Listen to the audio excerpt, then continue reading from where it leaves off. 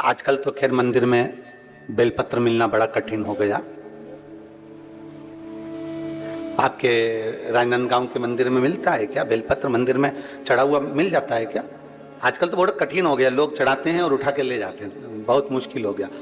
यदि भूलवश भी अगर कोई व्यक्ति मंदिर में बेलपत्र चढ़ा हुआ है और बेलपत्र उसने एकत्रित कर लिया मंदिर के अंदर ही, और मंदिर में बेलपत्र एकत्रित कर कर धागा लिया और उस कच्चे धागे में, उस कच्चे धागे के अंदर अगर उस बेलपत्र की डंडी को पीछे से उसने एक एक साधारण सी गांठ लगाकर उस बेलपत्र की माला को सिद्ध कर लिया, हल्की सी कच्चे सूत की गांठ लगाते लगाते मंदिर की चढ़ी हुई बेलपत्र को, शंकर पर चढ़ी हुई बेलपत्र को, शंकर की चढ़ी हुई बेलपत्र को ही उसने गांठ लगाकर जब माला सिद्ध कर ली और सिद्ध कर कर अगर वही माला भगवान शंकर को अर्पित कर देती है तो कहते हैं कि हमारा फिर पुनर्जन्म होता ही नहीं है, इस संसार सागर से हमारी मुक्ति हो ही जाती, पुनर्जन्म से हम छूट जाते। जैसे जगत गुरु शंकराचार्य जी कहते हैं पुनरपि जननम पुनरपि मरणम, उस प्रपंच से छुटकारा।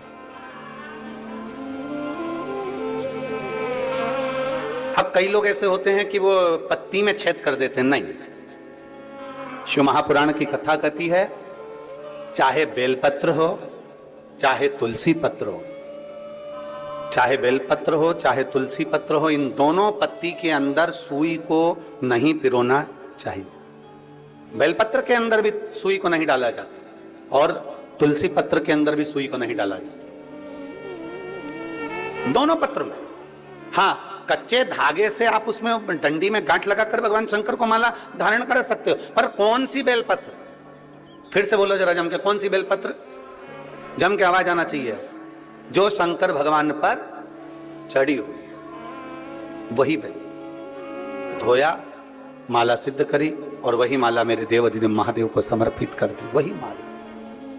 नमामि शमीशा निर्वाण रूपम विभुम व्यापकम ब्रह्मवेद स्वरूपम। नमामि शमीशा निर्वाण रूपम विभुम व्यापकम ब्रह्मवेद स्वरूपम। नमः शिवाय ओम नमः शिवाय नमः शिवाय ओम नमः शिवाय। नमामि शमीशा निर्वाण रूपम विभुम व्यापकम ब्रह्मवेद स्वरूपम। नमामि शमीशा निर्वाण रूपम विभुम व्यापकम ब्रह्मवेद। शिव को चढ़ा हुआ पुष्प शंकर को वापिस समर्पित, शंकर का बेलपत्र शंकर को वापिस समर्पित, तेरा तुझको अर्पण, क्या लागे मेरा, मेरा है क्या?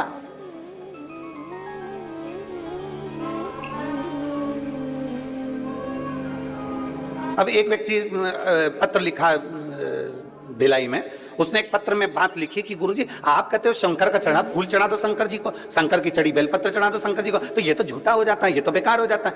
हम उस बच्चे से कहना चाहते हैं, अगर वो कथा सुन रहा होगा ऑनलाइन तो उसके चित्त वृत्ति में यह बात होगी। दुर्ग का वो बेटा है, अगर उसने बात कथा सुन रहा होगा तो उसको स्मरण में होगा कि आप कह रहे हो कि बेलपत्र झूठा हो गया, शंकर भगवान को चढ़ा फूल झूठा हो गया और वापिस शंकर भगवान को दे दिया। तो हम पूछे अच्छा भगवान ने लिया क्या? दूध, वो भी गाय के बछड़े का झूठा है। दूध निकालने वाला एक एक ग्वाला एक एक किसान जानता है, पहले बछड़े को छोड़ा जाता है, दूध जब नीचे आता है तब वो निकालता है। बछड़ा अपना मुंह लगा देता है, झूठा दूध निकाला गया है। जल मछली ने झूठा करा, फूल भौरे ने झूठा करा।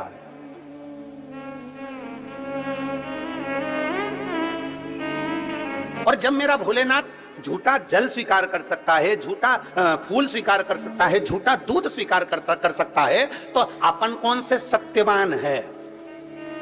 अपन भी तो झूठे हैं। तो जरा विचार करो कि वो झूठा पुष्प, झूठा दूध, झूठा जल स्वीकार कर सकता है, तो मेरा शंकर अपन जैसे झूठे को भी स्वीकार कर सकता है। वो सरल है, सहज है, आनंद है।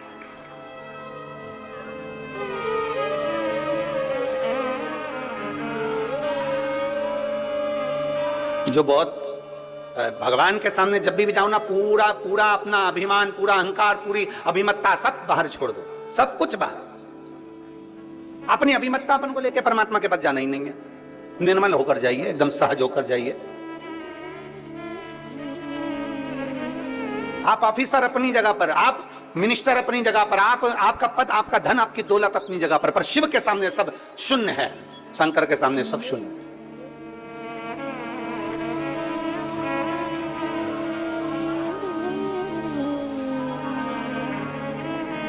विचार करिएगा।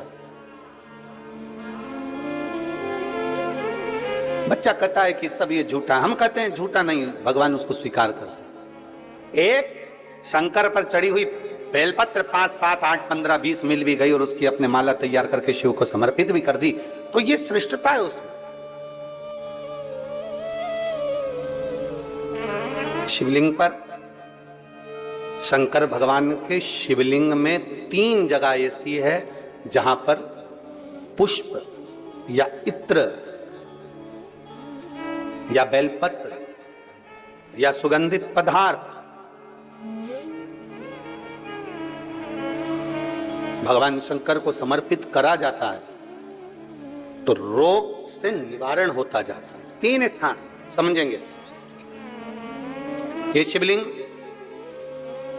जलाधारी अशोक सुंदरी का स्थान मध्य में, इधर गणेश का स्थान, इधर षडानंद कार्तिकेय का स्थान। 3 स्थान है जहां पर बन सके। अगर आपको लगता है कि मैं जांच कराने के लिए डॉक्टर के पास जा रही हूं और डॉक्टर ने बोला है कि कोई बड़ी बीमारी तुमको लगती है तो जांच कराने जाओ, डॉक्टर बोले जांच कराओ, जितनी रिपोर्ट होना आना चाहती है आए, पर उससे पहले अगर 3 जगह पर इत्र समर्पित कर दिया जाए, इत्र हो या सुगंधित कोई पुष्प हो, इत्र या सुगंधित पुष्प, 3 स्थान पर अगर इत्र समर्पित किया जाए तो वो स्थान, और इत्र समर्पित कर आप जाओ फिर जांच कराओ, मना नहीं, पर वो 3 स्थान बताएगा। पहला स्थान अशोक सुंदरी और भगवान शंकर का जो शिवलिंग रखा है उसके बीच में जो अशोक सुंदरी और शंकर भगवान के शिवलिंग के बीच में एक जगह खाली पड़ी रहती है। अशोक सुंदरी का स्थान पूर्ण होगा, शिवलिंग होगा, उसके बीच में एक स्थान खाली होता है। उस स्थान पर अगर जिस समय पर भगवान शंकर के जिस अशोक सुंदरी और शिवलिंग के बीच में जो स्थान है वहां पर अगर इत्र लगाया जाए, दूसरे नंबर पर शिवलिंग के ऊपर से लेकर नीचे के मध्य भाग में, जहां मध्य भाग है ये शिवलिंग, ये नीचे का भाग, और मध्य भाग में अगर इत्र लगाया जाए, और तीसरा भगवान शंकर का जो जल नीचे की ओर गिरता है, जहां जो पट्टी रहती है पानी नीचे आने की, उस पट्टी पर अगर इत्र लगाया जाए, ये 3 स्थान इत्र लगाने के होते हैं। अगर वहां लगाया जाए तो कैसा भी रोग हो आपकी जांच अच्छी ही आएगी, बेकार नहीं आ सकती। आप कितने ही करा लें उसको। एक शंकर भगवान के शिवलिंग का 3 जगह पर इत्र या 3 जगह पर सुगंधित पुष्प लगाया जाए। अब जब आप लोग अभिषेक करने बैठते हैं या पूजन करने बैठते हैं या शंकर जी के मंदिर जाते होंगे, कौन कौन जाता है शिवालय? सभी लोग जाते हो? बोलो हर हर महादेव। शिवालय जाते हो तो शिवालय में जाकर जब आप इत्र चढ़ाते हो भगवान पर, यहाँ इत्र लगाया आपने, फिर यहाँ पर भी लगा देते हो, यहाँ पर भी लगा देते हो, यहाँ पर भी लगा देते हो, सब दूर इत्र लगा देते हो। जो समझदार होता है ना वो सभी दूर इत्र लगा देता है। और कई कई ऐसे रहते हैं जरा सा इत्र लिया और रुई में लेके एक जगह पर रख दिया, फूल में लेके एक जगह पर रख दिया, पर पूर्ण जगह पर इत्र लगा दो, बाबा के पूर्ण स्वरूप पर इत्र लगा दो। आपको नहीं मालूम अनायास, आपको नहीं मालूम कि 3 जगह कौन सी है, तो आप पूर्ण स्वरूप पर इत्र लगा दीजिए, पूर्ण स्वरूप पर। वेद मंत्र में त्र्यंबकेश्वर का बाबा का मंत्र,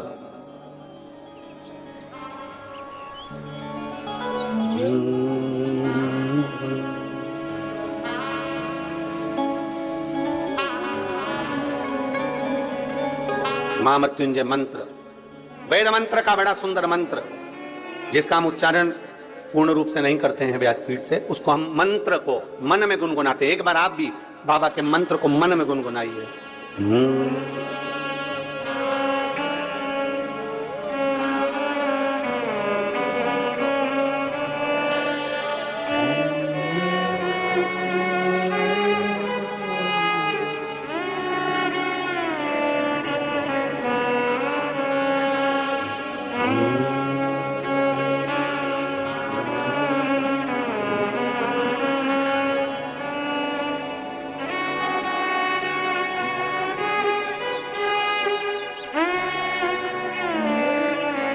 भगवान शिव का त्र्यंबक मंत्र का स्मरण करें। और नहीं कर सकते तो पंचाक्षर करें, नमः शिवाय। नहीं कर सकते षडाक्षर करें, ओम नमः शिवाय। नहीं कर सकते तो श्री शिवाय नमस्तुभ्यम का स्मरण करें। आपको नहीं ज्ञात 3 जगह का वर्णन। यहां तक शिव कथा कहती है, ये जो कई लोग कहते हैं हमारे कोई बच्चा जन्म से जो होता है ना, और कई बच्चे से जन्म से होते हैं जिनकी बुद्धि विकास नहीं कर पाती है। डॉक्टर कहते हैं ये बच्चा अन्य बच्चे से 2 साल 4 साल 3 साल 6 महीना पीछे चलेगा। अब माँ सोचती है मेरा बेटा 2 साल 4 साल 6 साल पीछे अन्य बच्चों से। हाँ, तब उस जगह पर शंकर भगवान के शिवलिंग, अशोक सुंदरी की जगह और मध्य का जो खाली स्थान है, मध्य का जो स्थान बचा हुआ है, वो स्थान कई बार लोग कहते हैं गुरुजी ये पार्वती जी है, ये शिवलिंग है, ऊपर जो जलाधारी में से जल बह रहा है, शंकर जी की 5 लड़कियां हैं, जया, विषहरा, शामली, बारी, दौतली देव, ये अशोक सुंदरी, ये गणेश, कार्तिकेय का स्थान। जो बीच में अशोक सुंदरी और शिवलिंग के बीच में जगह है, वो स्थान किसका है? शिव पुराण में इसका लिंग पुराण के अंदर वर्णन आता है कि वो स्थान भगवान शंकर की जो जितनी सती, उमा, कात्यायनी, कुष्मांडा, स्कंदा, जितनी महागौरी, जितनी माताएं पूर्व में रही हैं, इन माताओं का स्थान शंकर ने यहाँ रखा है। और वो स्थान ऐसी जगह है, अगर कोई बच्चा कितना भी पीछे, डॉक्टर कह दिया इसको कि ये अन्य बच्चों से 2 साल पीछे, अन्य बच्चों से 4 साल, इसका विवेक काम नहीं कर रहा। एक छोटी सी बेलपत्र, एक छोटी सी बेलपत्र, छोटी सी बेलपत्र के बीच, छोटी सी, और उस छोटी सी बेलपत्र को उस स्थान पर अशोक सुंदरी की ओर डंडी कर उस स्थान पर छोटी सी बेलपत्र को रखिए और 3 बार उसी स्थान पर जल समर्पित कर वही बेलपत्र बेटे को लाकर बच्चे को, वो खाए ना तो पीस कर कैसे भी उस बच्चे को धीरे धीरे देना चालू करिए। आप खुद अंतर देखेंगे कि 3 महीने 4 महीने में उसका विभाग, उसके विवेक में, उसकी बुद्धि में अंतर आया कि नहीं। वो स्थान की मूलता।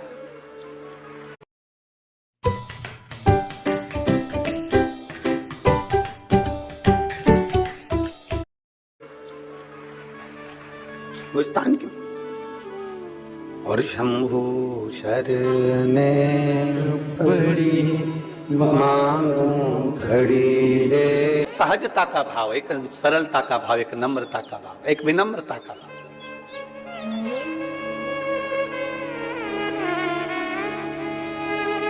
और जब अपने भीतर की सरलता होती है ना, अपने भीतर का जब भोलापन होता है, अपने भीतर की जब सहजता होती है ना, तो शिव पुराण कहती है शंकर भगवान को जितना जल प्रिय नहीं, जितना दूध प्रिय नहीं, जितना पंचामृत प्रिय नहीं, जितना सामग्री बेलपत्र प्रिय नहीं, जितनी कोई वस्तु प्रिय नहीं, शिव जी कहते हैं मुझे सबसे ज्यादा व्यक्ति का भोलापन प्रिय है। शंकर को सहजता।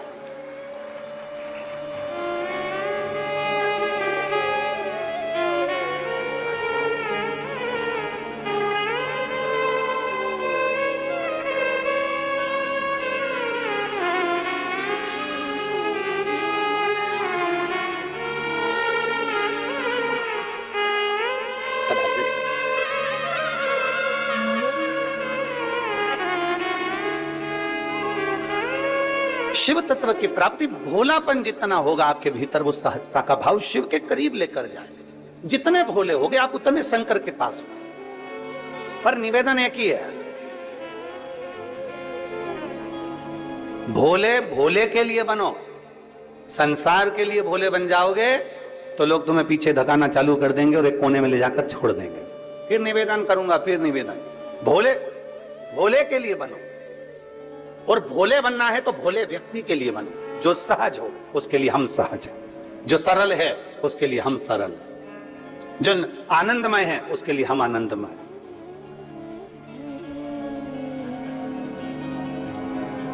राजकन्या बड़ी सुंदर थी, देवता भी उसको देखकर आकर्षित हो जाए, इतनी सुंदर थी।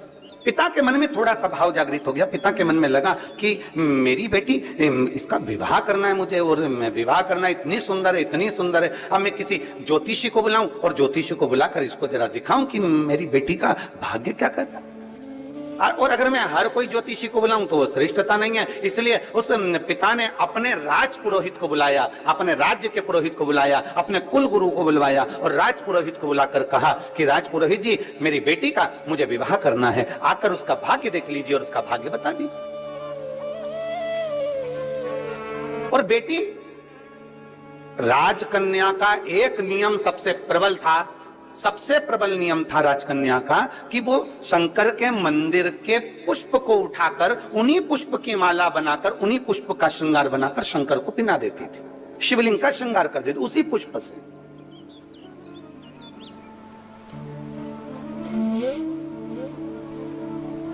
जैसे राजकन्या इतनी सुंदर थी, उसका एक काम था, बाल्यावस्था से 4 वर्ष की जब राजकन्या थी तब उसने अपने कहीं सखी के, कहीं सहेली से सीख लिया था कि मंदिर में पुष्प पड़ा है, उससे श्रृंगार कर दिया, रंगोली बना दी, वही फूल से भगवान की जलाधारी का श्रृंगार कर दिया, वही पुष्प से शिव का श्रृंगार कर दिया। राजकन्या धीरे धीरे धीरे धीरे बड़ी होती चली गई, कन्या बड़ी हो गई, कन्या बड़ी हो गई, मंदिर में जाती, श्रृंगार करती, भगवान का सेवा करती। पिता को चिंता लग गई कि मैं अपनी कन्या का विवाह किससे करूं, इसको किसको समर्पित करा जाए, किसको दिया जाए। और फिर निवेदन है, राजा जनक जैसी चतुरता लाकर रखना अपनी बुद्धि में। बेटी का विवाह करने से पहले राजा जनक जैसी विद्वत्ता लेकर आओ।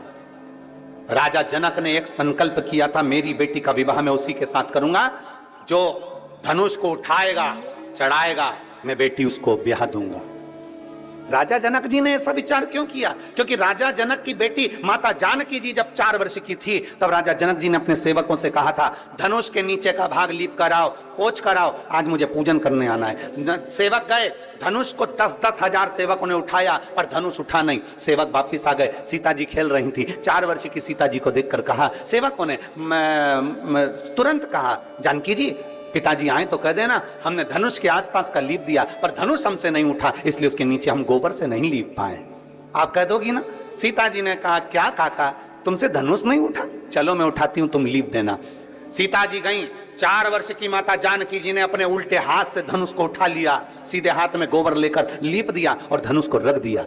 जनक जी जब पूजन करने के लिए आए, जनक जी जब पूजन करने के लिए आए तो जनक जी ने देखा कि आज धनुष के नीचे का भाग पहली बार लिपा हुआ है, ये किसने लीप दिया? सबने कहा जानकी जी ने लीपा। जानकी, 4 साल की जानकी, बुलाओ सीता को। जानकी को बुलाया, जानकी बेटा तूने ये धनुष कैसे उठा लिया? उसने कहा पिताजी बिल्कुल सरल था, उल्टे हाथ से सीता जी ने अपने पिताजी के सामने धनुष उठाया, गोबर लिया और लीप के बताकर धनुष को रख दिया। जनक जी ने विचार कर लिया, मेरी बेटी अगर उल्टे हाथ से धनुष उठा सकती है तो इसका पति वो होगा जो धनुष को उठाएगा, चढ़ाएगा, तोड़ देगा, मैं बेटी उसके साथ ब्याह दूंगा। अर्थात जनक जी जैसी विद्वत्ता लेकर आना है। अपनी बेटी विद्वान है तो उससे दुगना विद्वान उसका बर होना चाहिए, अपनी बेटी ज्ञानवान है तो उससे दुगना ज्ञानवान उसका बर होना चाहिए, अपनी बेटी चतुर है तो उससे चतुर उसका बर होना चाहिए, अपनी बेटी सुंदर है तो उससे सुंदर उसका बर होना चाहिए, अपनी बेटी बुद्धि विवेक में प्रबल है तो बुद्धि विवेक में प्रबल उसका बर होना चाहिए। हम क्या देख लेते हैं? एक पेट्रोल पंप देख लो, एक गाड़ी देख लो, एक बंगला देख लो, ये देख लो, वो देख लो और बेटी का विवाह कर दो।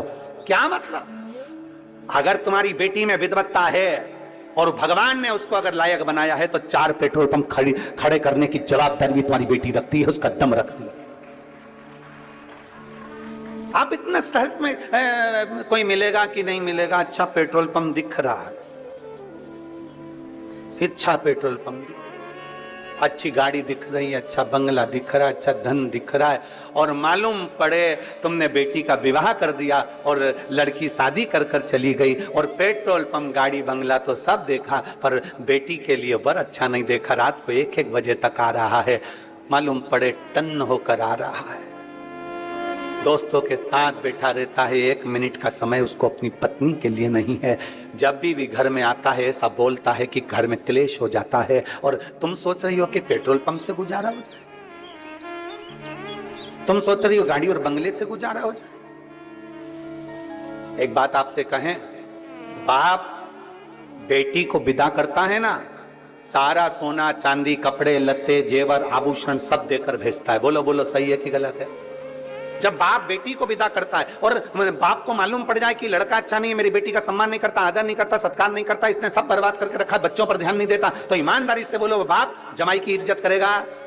अरे बोलो तो रे, करेगा इज्जत? नहीं करेगा। क्यों नहीं करेगा? क्योंकि मैंने अपनी बेटी को इतना देकर भेजा, बेटी को मैंने सम्मानजनक कर कर भेजा और मेरे जमाई ने इसकी इज्जत नहीं करी, इसलिए फिर दूसरी बार बाप जमाई का एक बार आदर करेगा, सम्मान करेगा, फिर दूसरी बार आदर नहीं करेगा, सम्मान नहीं करेगा, क्योंकि मैंने देकर भेजा था और इसने आदर नहीं करा। उसी तरह परमात्मा है, परमात्मा ने आंख नाक कान पूरा शरीर देकर भेजा, पूरा शरीर दिया, अच्छे से अच्छा दिया। उस बाप ने पृथ्वी पर भेजने से पहले परमात्मा ने अपने को अच्छा बनाकर भेजा और हम आए पृथ्वी पर और मालूम पड़े काम क्रोध लोभ मोह आसक्ति तृष्णा झूठ प्रपंच क्रोध, दिन भर गुस्सा गुस्सा गुस्सा चिड़चिड़ चिड़चिड़ चिड़चिड़, दिन भर अपशब्द कहना निंदा करना बुराई करना, दिन भर उसमें लगा दिया, दिन भर उसमें लगा दिया। भगवान ने सोचा अब तुझे तो एक बार तुझे दे दिया, अब की बार दूसरी बार जन्म नहीं दूंगा, बनाऊंगा तो तुझे वही राजनांदगांव में भेजूंगा, पर कुत्ता बना के भेजूंगा, तो चिंता मत कर जाए। स्वान बनाकर भेज दूंगा पर इंसान बना के नहीं भेजूंगा, क्योंकि तूने कीमत नहीं समझी। ये शरीर तुझे दिया था, 5 कर्मेंद्रिय 5 ज्ञानेंद्रिय और एक मन रूपी शरीर देकर भेजा था, पर तूने इसको संभाला नहीं, उसको जाना नहीं। इतनी अच्छी बेटी दी थी पर तूने उसकी इज्जत नहीं करी, इतनी अच्छी बेटी दी थी इसकी इज्जत नहीं करी, इसको सोना पहनाकर भेजा, आंख नाक कान सब बनाकर भेजा। करोड़पति बेटी दी, एक एक किडनी 5-5 लाख की दी, करोड़पति बनाकर भेजा, लाखों का सामान देकर भेजा, पर तूने इसकी इज्जत नहीं करी, तो अगली बार तुझे ये दूंगा नहीं, बनाऊंगा पर तुझे देश देश देश बनाओ पर तुझे नहीं।